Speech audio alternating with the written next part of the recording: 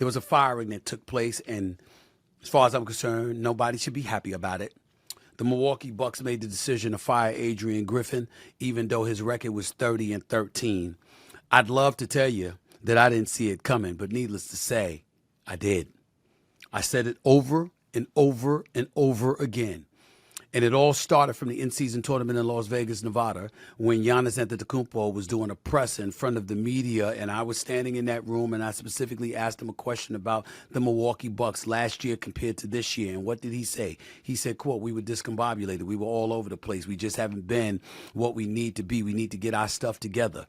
You know, and when you say stuff like that, there is no question that in the end, the coach is in trouble. You can't have a first-year coach being spoken about that way and think that he's going to keep his job. We can slice it any way we want to, but that's what this comes down to. The Milwaukee Bucks were ranked 4th defensively last year. They're 21st now. 21st. They've ranked 28th in the month of January, giving up 121 points per 100 possessions. That's awful defensively.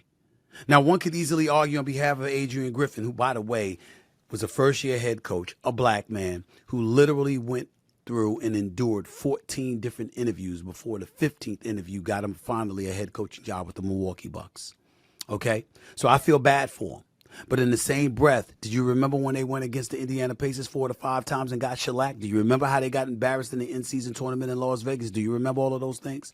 Do you remember how they've looked porous defensively? Do you remember those things?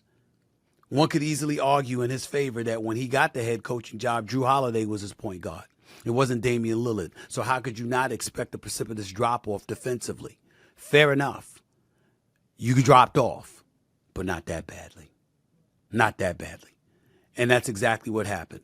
Now, you read reports, for example, because early in the season when they lost in Toronto, where Adrian Griffin was an assistant coach last year, 4th game of the season to be exact, veteran players approached Griffin and told him that such an aggressive scheme defensively was not going to fit with their personnel and suggested letting Brook Lopez, who was last year's defensive player of the year, go back to playing drop coverage and pick and rolls, okay, and remaining closer to the rim throughout defensive possessions rather than trapping or switching near the three-point line.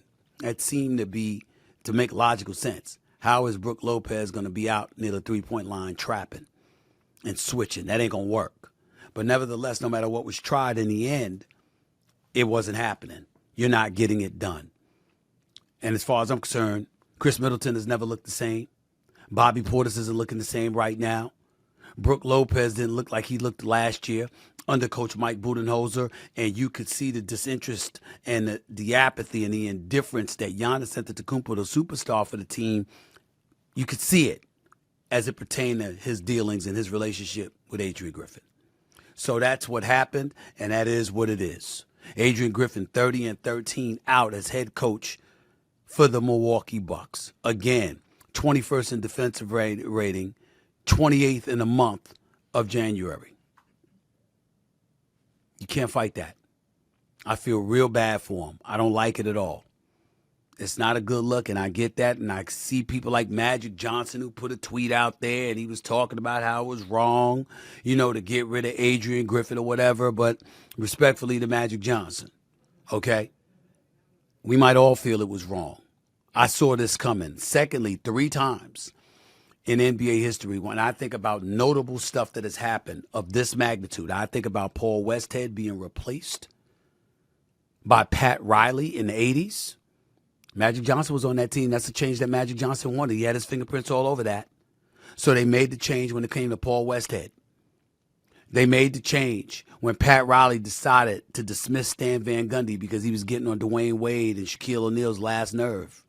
And as a result, Pat Riley inserted himself into the equation, and the Heat went on to beat Dallas and win the NBA championship. The other one was David Blatt, coaching in Cleveland. And he was replaced by Ty Lue, who ultimately coached the Cleveland Cavaliers to a championship with LeBron James, Kyrie Irving, and Kevin Love and those boys. But in all those situations, it was either an assistant coach being elevated to the head coaching job or the president coming down from upstairs to take over the head coaching job because he wasn't satisfied with the coach he hired in the job that he was doing. We haven't seen a situation where a new coach that's outside the mix comes inside and ultimately takes over the team. And in Doc Rivers' case, a lot of people are salty about that because supposedly he was consulting for the Milwaukee Bucks. All right? And did he have anything to do with Adrian Griffin being gone? I'm not going there. Don't need to go there because I knew based on Giannis that Adrian Griffin's days were numbered. Remember, Giannis picked him. Milwaukee interviewed 3 coaches. Giannis picked him. Giannis said that's the guy that I wanted. And within 1 month of the season starting, Giannis wanted his ass gone. I don't care what anybody says. Go back and watch Giannis talking about the Milwaukee Bucks and specifically the coaches at the in-season tournament in Vegas, and you'll see for yourself. It's all there. It's right there. You're Damian Lillard. You got to step up. You got to be that superstar we know you to be. He's won a couple of games for them, averaging over 25, but we know what he needs to be. Giannis, you got to get re-engaged. You're the leader of this franchise. Milwaukee clearly has to make a move because even though they signed him to a long-term extension, Giannis, you know how superstars are in the NBA these days, he demands out, you can get out. And as it pertains to Doc Rivers, that's where things get very, very, very interesting. Doc Rivers is a champion. Doc Rivers at one time was labeled one of the top 15 coaches in the history of basketball. Doc Rivers is a veteran coach who knows how to deal with veterans better than most. A career record of 1,097 and 763, that's 59 winning percentage. In 24 seasons as an NBA head coach with 4 different teams, the Orlando Magic, the Boston Celtics, the Los Angeles Clippers, and now the Philadelphia 76ers. Current streak, 16 straight winning seasons. Last losing season as a coach was the 2006-2007 season for the Celtics. The 1999-2000 NBA Coach of the Year. 2021-22 was when Doc Rivers was named one of the 15 greatest coaches in NBA history as part of the league's 75th anniversary team. I give you all of that, along with his championship in 2008, along with that 111 and 104 career playoff record, which is 51.6% winning percentage. He's reached the playoffs in 19 of his 24 seasons as a head coach. Here's where it gets dicey. Doc Rivers is the only head coach in NBA history to blow multiple 3-1 playoff series leads. He's blown 3 of them. Okay? He's 6-10 lifetime in Game 7s, but is currently on a 5-game losing streak. And he couldn't get Joel Embiid and the Sixers out of the conference finals, out of the conference semifinals. So those are going to be the blemishes. Those are going to be the question marks. Here's the only thing that I have to say as it pertains to Doc Rivers, who is a friend, who is somebody that I root for. He was my colleague here at ESPN ABC before he decided to take this head coaching job. Obviously, I'm wishing him nothing but the best of luck. Here's what we have to acknowledge up front. This is Doc Rivers' last chance.